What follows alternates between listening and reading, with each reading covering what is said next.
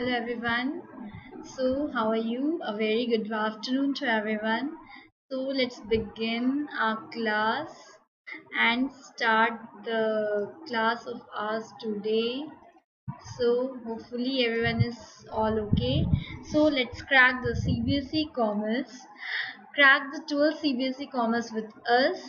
So, आपको यहाँ पे टॉप एजुकेटर्स मिलेंगे, quality content, great learning experience है।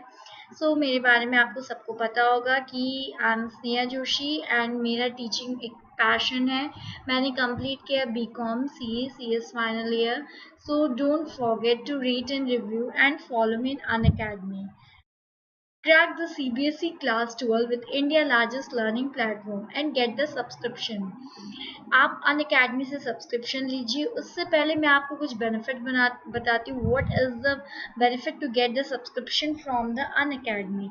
डेली लाइव क्लासेस आपको मिलेंगे, means you are able to communicate with your educators, you can discuss your doubts and answer the pole.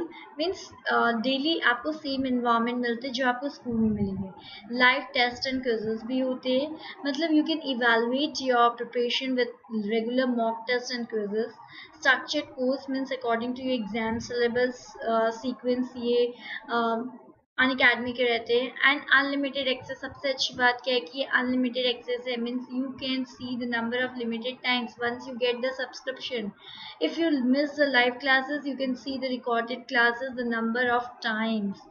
Free live classes होते हैं।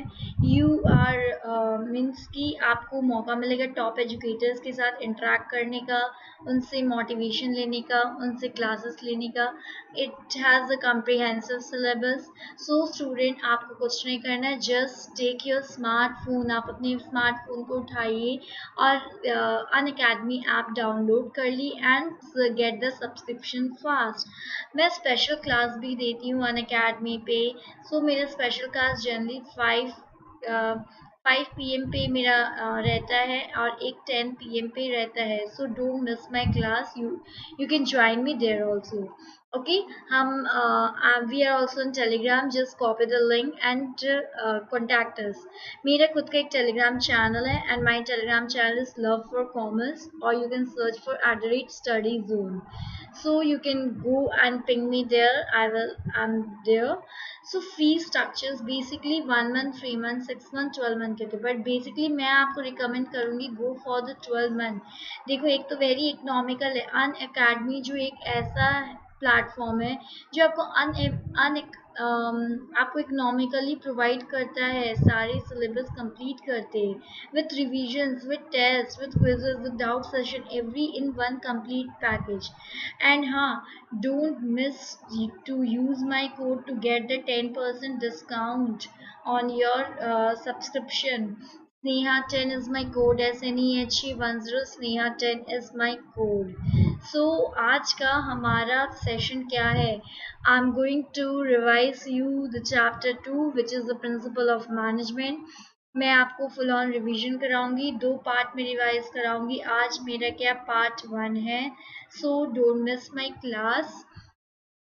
Let's move की principal होता क्या है, मैं आपको बेसिकली जल्दी जल्दी सारा रिवाइज कराऊंगी, आप मिस ना करो ये सेशन। व्हाट एक्चुअली प्रिंसिपल क्या है? प्रिंसिपल जो है ये एक फंडामेंटल स्टेटमेंट ऑफ ट्रुथ है जो प्रोवाइड क्या करता है आपको guidance to thought and action. मतलब क्या है? ये एक स्टेटमेंट है जिसको हम लोग क्या बोलते हैं, एक स्टेटमेंट ऑफ ट्रुथ है। मतलब कि ये स्टेटमेंट जो एक स्टेटमेंट रहता है जिससे कि गाइडेंस प्रोवाइड करता है जो भी आप एक्शंस ले रहे हो, थॉट ले रहे हो, ठीक है। Same way principal of management क्या है? सेम प्रिंसिपल ऑफ मैनेजमेंट जो एक गाइडलाइंस है, किसको प्रोवाइड करता है? मैनेजमेंट को प्रोवाइड करता है, किसमें? ऑन डिसीजन मेकिंग में एंड बिहेवियर में। लेट्स मूव, हम रीड करते हैं क्या कि प्रिंसिपल ऑफ मैनेजमेंट क्या है। प्रिंसिपल ऑफ मैनेजमेंट आप ब्रॉड एंड जनरल गाइडलाइंस, मतलब ये गाइडलाइंस है for manager decision making and behaviour.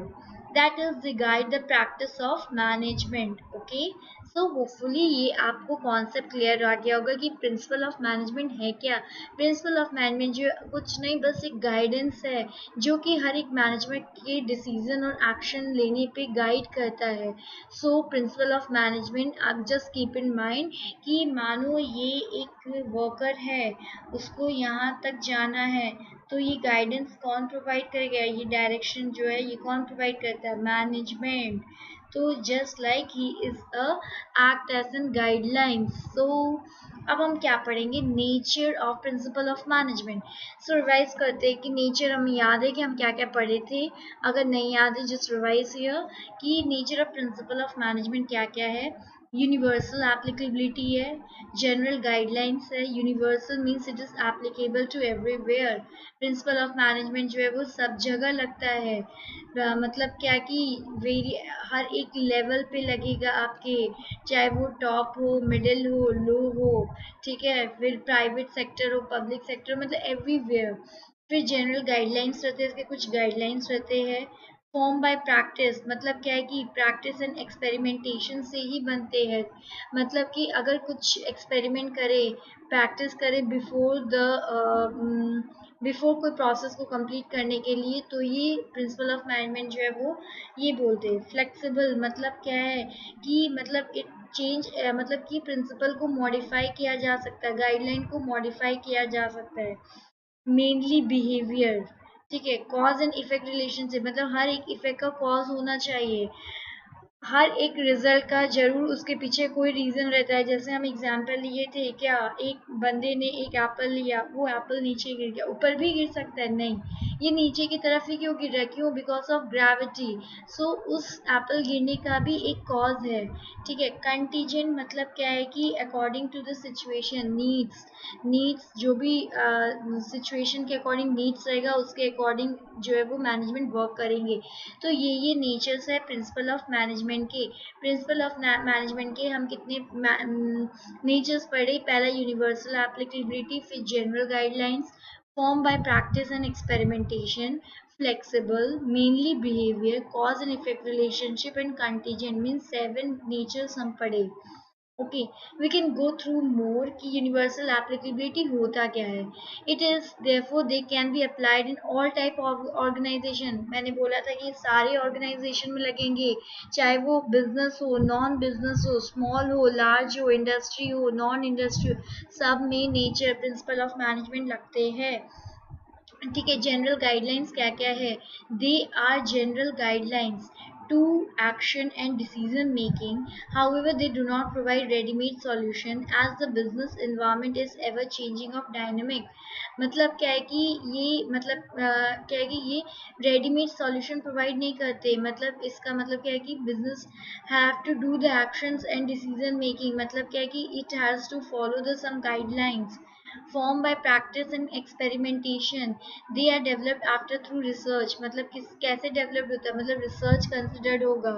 Work on the basis of experience of manager, manager के एक्सपीरियंस के बेसिस पे काम करते हैं, रिसर्च के बेसिस पे काम होगा। मतलब प्रिंसिपल ऑफ मैनेजमेंट जो है क्या बोलेगा कि ये प्रैक्टिस है एंड एक्सपेरिमेंटेशन पे बेस्ड है।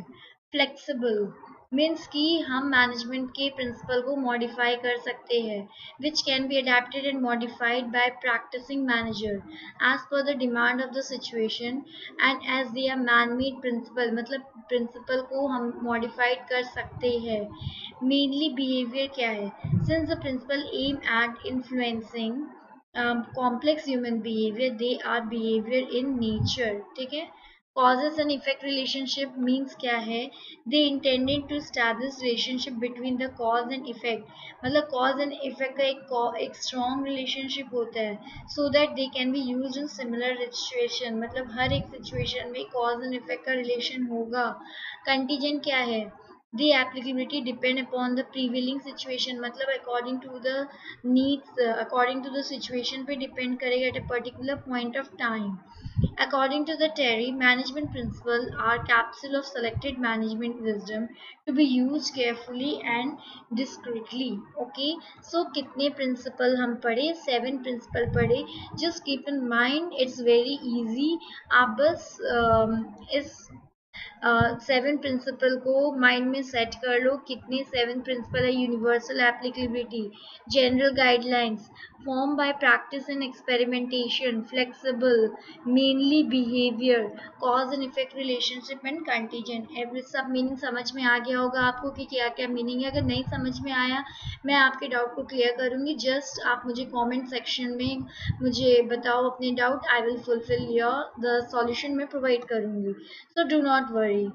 सो होपफुली ये समझ में आ गया। और नेक्स्ट टॉपिक क्या है हमारा? Significance of principle of management.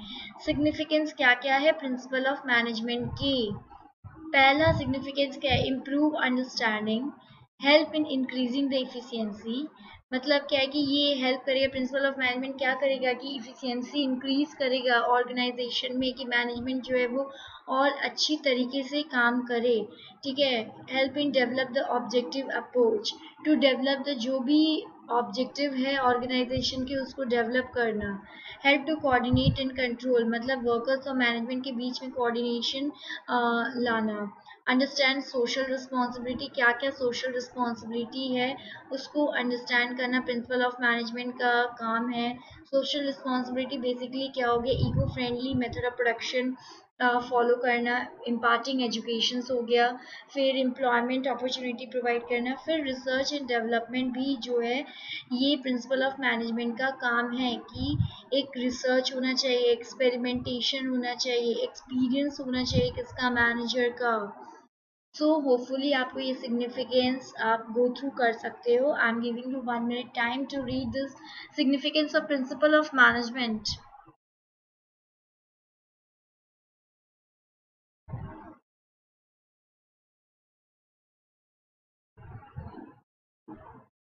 Okay, I think you people have gone through. So let's move कि हम डिटेल में पढ़ते हैं कि क्या है सिग्निफिकेंस, इंपॉर्टेंस क्या क्या है मैनेजमेंट की। Provide manager with useful insight into reality through improve knowledge, ability, understanding and improve guidance to the manager. मतलब हर एक मैनेजर को क्या यूजफुल, मतलब कि उनके मन में एक इंट्यूशन होता है, उसको रियलिटी में कन्वर्ट करना पड़ता है। Optimum utilisation of resources, resources का जो है वो ऐसा नहीं है कि मतलब कि limited numbers of resources provide किया जाता है। मतलब कि रिसोर्सेज जो वो लिमिटेड होना चाहिए, कि उस लिमिटेड रिसोर्सेज से कितना इफेक्टिव, कितना इफिशियंसी से काम हो रहा है। ठीक है। Effective administration through coordinate use of physical, financial and हर एक रिसोर्सेज, चाहे वो फिजिकल हो, फाइनेंशियल हो, ह्यूमन हो, सबको कोऑर्डिनेट करके चलना पड़ेगा। Scientific decision, they lend to be more realistic, thoughtful, justifiable and free from personal bias। मतलब क्या है कि साइंटिफिक डिसीजन होना चाहिए, एक टेक्निक होना चाहिए। साइंटिफिक डिसीजन इसलिए लिया जाता है क्योंकि वो जस्टिफाई रहते हैं, और कोई भी मतलब कंपैरिजन नहीं होता है सबके बीच में, कोई मतलब क्या है कि डिस्क्रिमिनेट नहीं होता है। Meet the changing environmental requirement by providing effective and dynamic leadership in implementing changes। मतलब क्या है कि प्रिंसिपल ऑफ मैनेजमेंट क्या बोलेगा कि जितनी भी environmental requirement हो उसके अकॉर्डिंग चेंज हो, मतलब कि मैनेजर जो है वो इस अकॉर्डिंग जो है वो चेंज होगा। ठीक है। होपफुली आपको ये सिग्निफिकेंस समझ में आ गया होगा। Importance, you can say significance important both are same, कि प्रिंसिपल ऑफ मैनेजमेंट की जो है वो क्या क्या सिग्निफिकेंस एंड इम्पॉर्टेंस है। सो हम अब मूव करेंगे प्रिंसिपल के। सो अभी हम क्या क्या पढ़े कि मीनिंग्स ऑफ प्रिंसिपल पढ़े, प्रिंसिपल ऑफ मैनेजमेंट का गाइडलाइन मीनिंग्स पढ़े, फिर नेचर पढ़े, प्रिंसिपल ऑफ मैनेजमेंट का 7 नेचर्स पढ़े, फिर उसके बाद सिग्निफिकेंस पढ़े। कितने सिग्निफिकेंस पढ़े? 6 सिग्निफिकेंस पढ़े हम मैनेजमेंट के। ओके। सो अब क्या पढ़ेंगे? प्रिंसिपल, किसके प्रिंसिपल पढ़ रहे हम? F W Taylor's scientific management, मतलब एफ डब्ल्यू टेलर्स के प्रिंसिपल पढ़ेंगे हम। पहले हम एफ डब्ल्यू टेलर्स की इंट्रोडक्शन लेते हैं कि व्हाट क्या क्या उसने अचीव किया था। एफ डब्ल्यू टेलर ने was an American mechanical engineer. कौन थे वो? एक मैकेनिकल इंजीनियर थे who sought to improve industrial efficiency, जो कि एक इंडस्ट्रियल एफिशिएंसी को इम्प्रूव किए थे। ठीक है। ये एमसीक्यू में 1 मार्क्स के आते हैं क्वेश्चन। सो जस्ट रिमेम्बर कि एफ डब्ल्यू टेलर क्या थे? मैकेनिकल इंजीनियर थे जो कि इंडस्ट्रियल एफिशिएंसी को इम्प्रूव किए। ही इज रिगार्डेड, उसको हम क्या उनको क्या बोलते हैं कि फादर ऑफ साइंटिफिक मैनेजमेंट। ये भी एमसीक्यू में 1 मार्क्स के क्वेश्चन आते हैं, 1 मार्क्स। ओके, तो who is regarded as father of scientific management? F.W. Taylor, and was one of the first management consultant। और वो कौन थे? फर्स्ट मैनेजमेंट कंसल्टेंट थे। तो F.W. टेलर क्या उनके बारे में हम क्या क्या बोलेंगे? He was a mechanical engineer, he was a father of scientific management and was a first management consultant. Okay, so let's move towards the principal of scientific management. क्या क्या प्रिंसिपल थे साइंटिफिक मैनेजमेंट के? कितने principal है scientific management? कौन दिया है? F.W. Taylor, F.W. Taylor. ठीक है, कितने प्रिंसिपल है? 4 प्रिंसिपल है साइंटिफिक मैनेजमेंट के।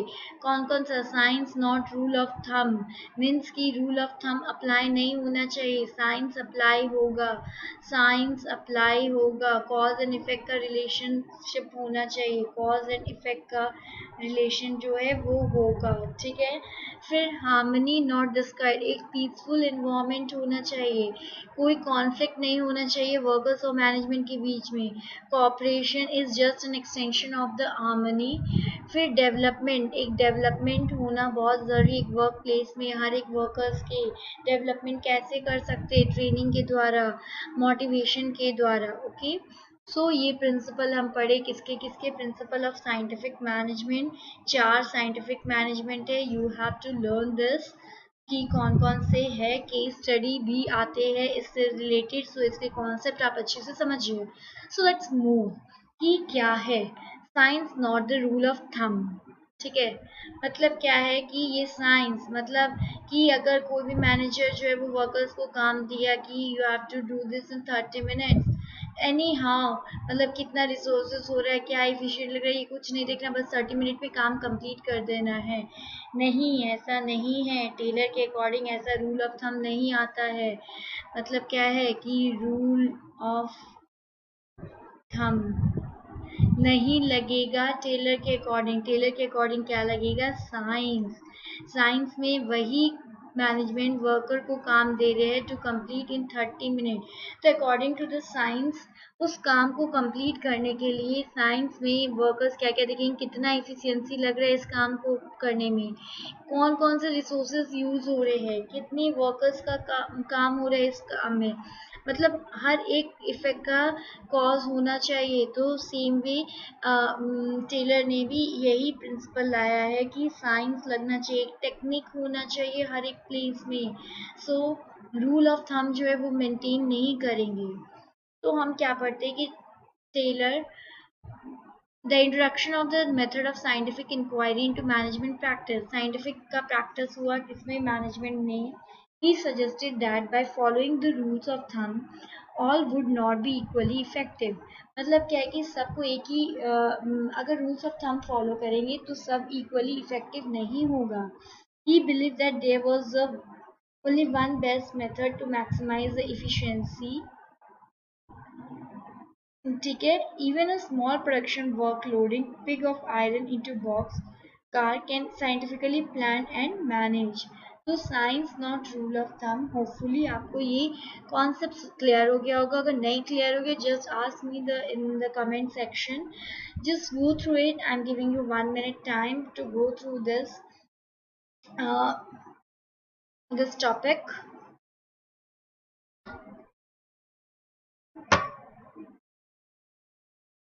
1 minute।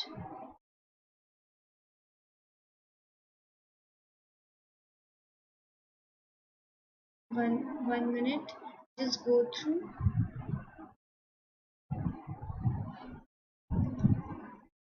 Okay,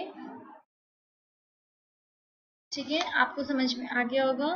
so let's move toward, इस इमेज से आपके माइंड में क्या क्लिक हो रहा है? Sorry,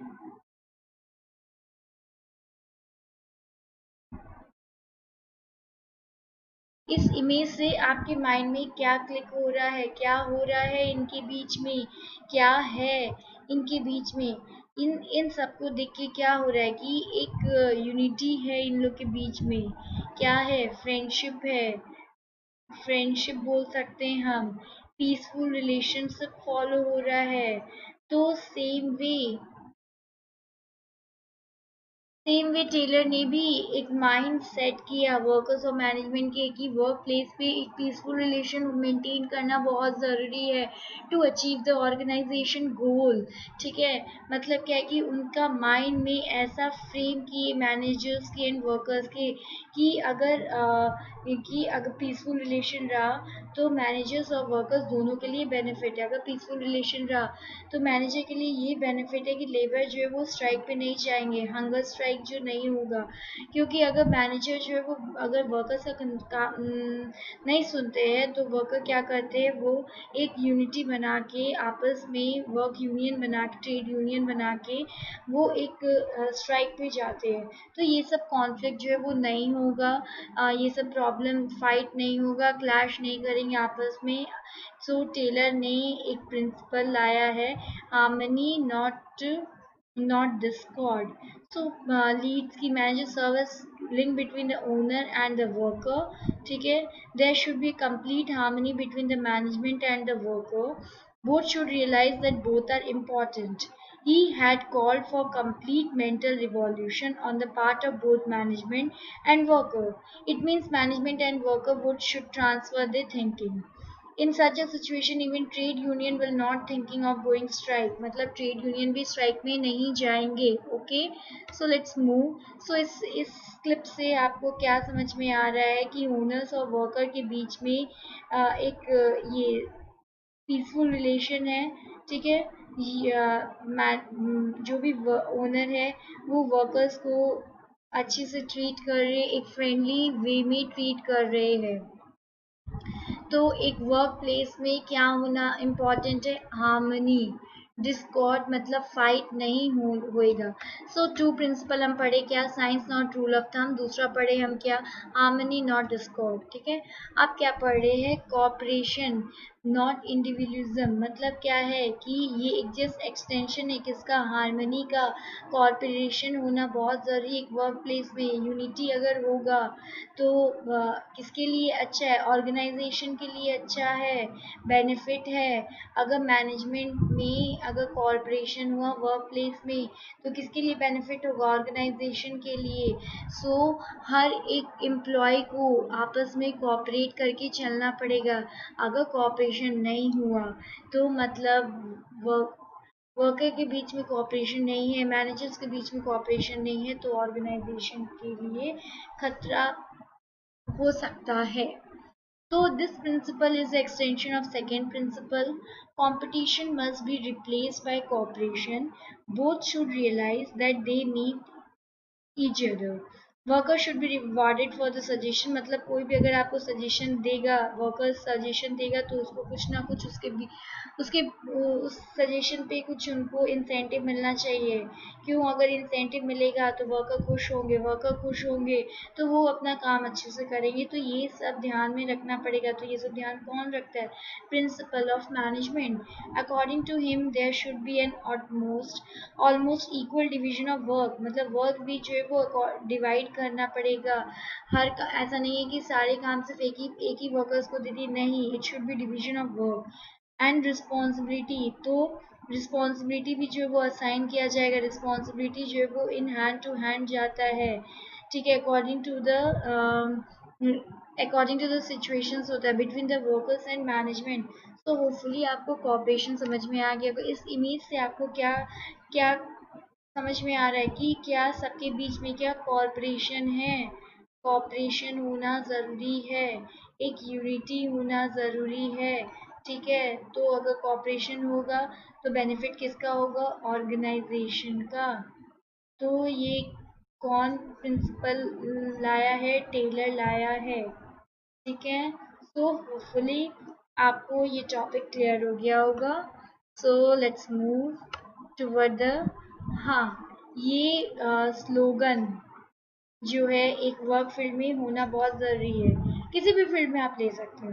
I respect we respect मतलब क्या है, अगर आप मेरा रिस्पेक्ट करोगी मैं आपका रिस्पेक्ट करूंगी, अगर मैं आपका करूंगी तो आप मेरा करोगे, जस्ट मतलब वैसे वर्सा है।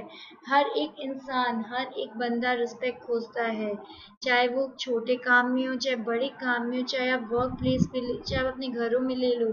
मतलब हर एक छोटे छोटे बच्चे भी एक रिस्पेक्ट खोजते हैं, तो सेम भी वर्क प्लेस में भी हर एक workers, manager, employ, labour, departmental head, सबको रिस्पेक्ट चाहिए। अब क्या है लास्ट प्रिंसिपल, हम क्या डिस्कशन करेंगे, development of each and every person to his or her greatest efficiency and prosperity। मतलब क्या है कि डेवलपमेंट जो है वो इम्पोर्टेंट रोल प्ले करता है। तो टेलर ने क्या फ्रेम किया है कि डेवलपमेंट जो है वो बहुत ज़रूरी है एक वर्क प्लेस पे। डेवलपमेंट कैसे करेंगे, डेवलपमेंट जो है वो वर्कर्स को ट्रेन करेंगे, वर्कर्स को मोटिवेट करेंगे, वर्कर के वैल्यूज को बूस्ट करेंगे, बूस्टिंग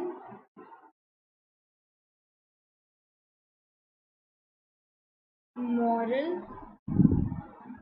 वैल्यू। तो ये काम जो है वो ज़रूरी है। ये किसने लाया है प्रिंसिपल, टेलर ने लाया है कि डेवलपमेंट जो है वो बहुत ज़रूरी होता है एक वर्क प्लेस पे। तो industrial efficiency depend on individual competitiveness, working trainer worker trainer are essential for also to develop work।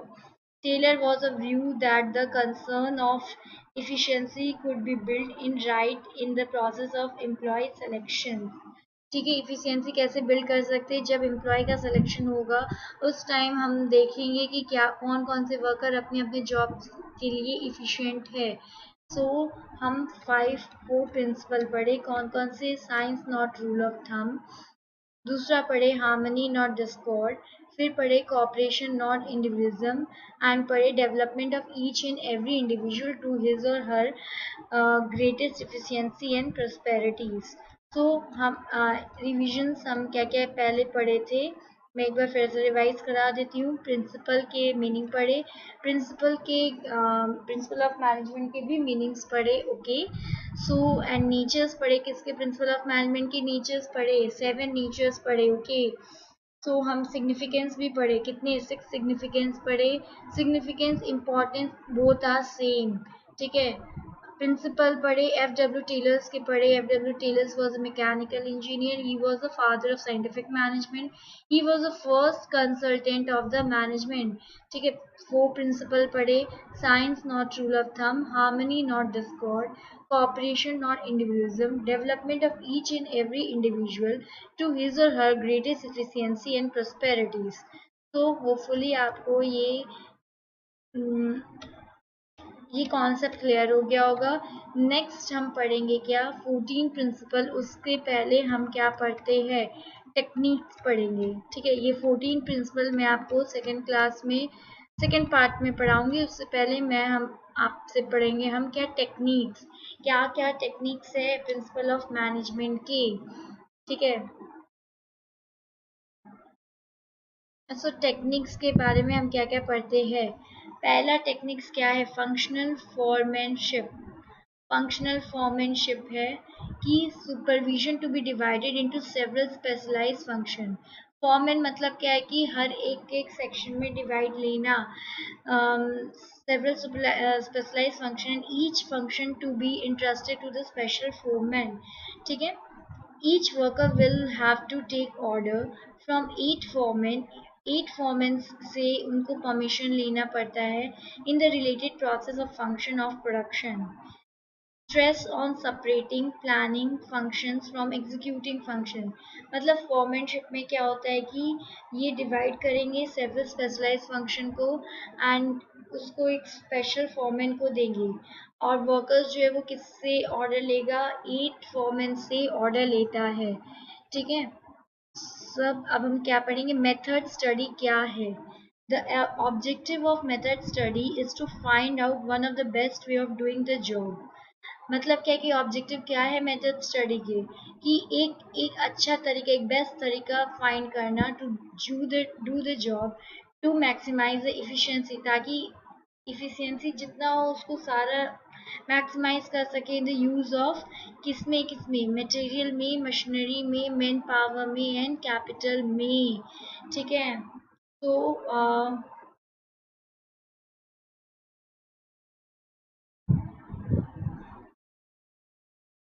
अब मोशन स्टडी हम पढ़ सकते हैं क्या, it is the science of eliminating wastefulness resulting in, मतलब क्या कि ये एलिमिनेट करता है, मतलब कि जो भी वेस्टफुल है उसको एलिमिनेट करेगा, वेस्टफुल मटेरियल को नहीं यूज़ करेगा, resulting from using unnecessary ill directed and inefficient motion by worker and machines to identify best method of work.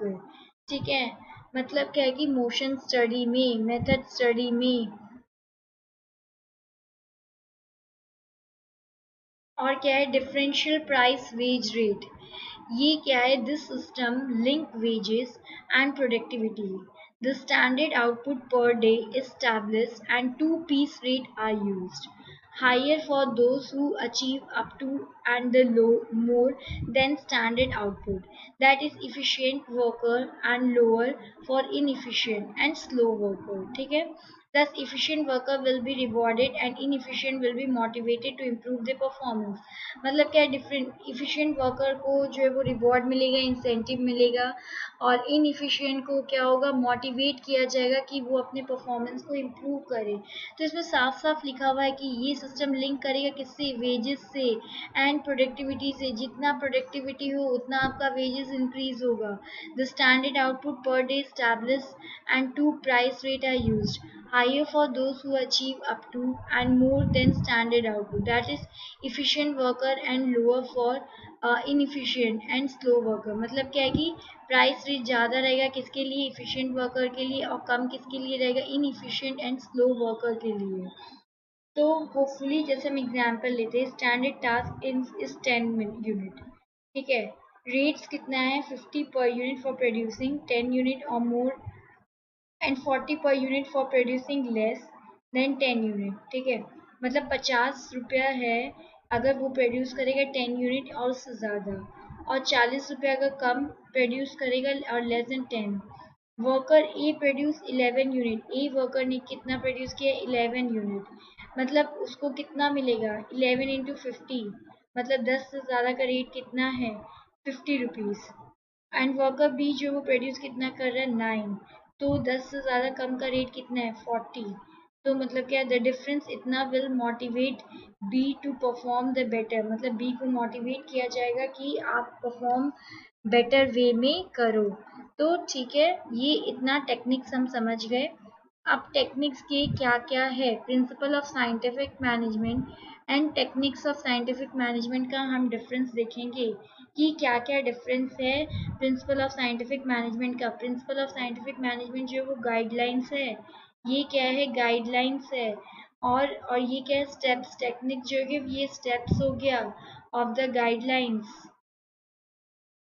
to how to get provide the directions to the worker। फिर ये क्या है कि flexible है, मतलब क्या है कि इसके जो भी प्रिंसिपल है वो मॉडिफाइड किया जा सकता है, पर टेक्निक जो है वो रिजिड होता है, it can't be modified. Okay, principal of scientific management and techniques of scientific management. ठीक है, कितने प्रिंसिपल पढ़े एंड कितने टेक्निक्स पढ़े, क्या क्या प्रिंसिपल ऑफ साइंटिफिक मैनेजमेंट पढ़े, science not rule of thumb, harmony not discord, cooperation not individualism, maximum not restricted output, development of each person to greatest efficiency। ये हमारे प्रिंसिपल थे, 4 प्रिंसिपल थे। ठीक है, और हम क्या क्या कितना टेक्निक्स पढ़े, क्या क्या फंक्शनल फॉर्मनशिप है, डिफरेंशियल प्राइस रेट सिस्टम है, वर्क स्टडी है, टाइम स्टडी है, मोशन स्टडी है, फैटिग्यू स्टडी है, मेथड स्टडी है, standardisation and simplification of work है। सो आज का क्लास हम क्या क्या रिवाइज किए हैं, कैन एनीवन से, आई am giving the time 2 minutes का, आप रिवाइज करो, रिकॉल करो कि आज की क्लास में हम क्या क्या पढ़े हैं, एंड जिस कमेंट सेक्शन में आप मुझे कमेंट करिए कि कि क्या क्या आज हम इस सेक्शन में पढ़े हैं. You can go through the classes and I'm waiting for the questions. Is there any doubt? So you can ask me.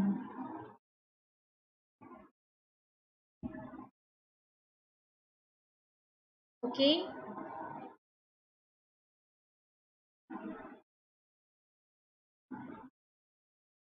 I'm waiting for the doubt.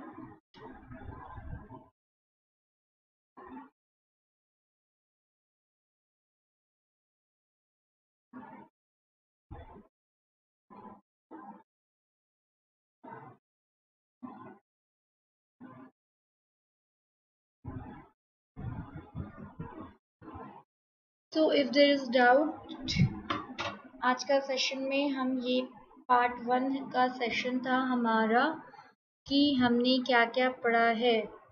Wait 1 second. So you can go through कि हम क्या क्या पढ़े हैं आज के session में.